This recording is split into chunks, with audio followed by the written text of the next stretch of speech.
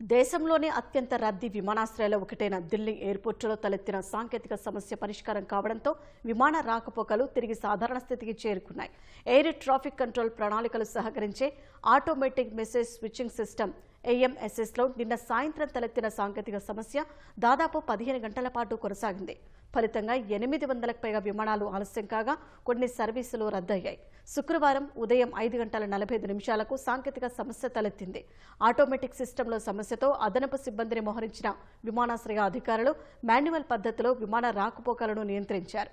AWSS సాంకేతిక సమస్యను పరిష్కరించినట్లు airports authority of India AAI శుక్రవారం రాత్రి 9 గంటలకు ప్రకటించింది. ఈ ఉదయం కూడా 200లకు పైగా విమానాలు ఆలస్యమైనట్లు flightradar.com తెలిపింది. అయితే ఆలస్యానికి AWSSలో సాంకేతిక లోపం కారణమా మరో కారణమా వెల్లడించలేదు. సర్వీసులను సాధారణ స్థితికి తెస్తున్నట్లు ఇండిగో ఎయిర్లైన్స్ ఉదయం ప్రకటించింది. కొన్ని విమానాల రాకపోకల సమయాలను కొంత సర్దుబాటు చేసినట్లు పేర్కొంది. ఢిల్లీ విమానాశ్రయంలో సాంకేతిక సమస్యలపై దృష్టి సారించిన కేంద్ర మంత్రి రామ్మోహన్ నాయుడు నిన్న రాత్రి 7 గంటల నుంచి అర్ధరాత్రి వరకు ATCలో అధికారులతో సమీక్ష నిర్వహించారు. తన మాల్దీవుల పర్యటన కూడా రద్దు చేసుకున్నారు.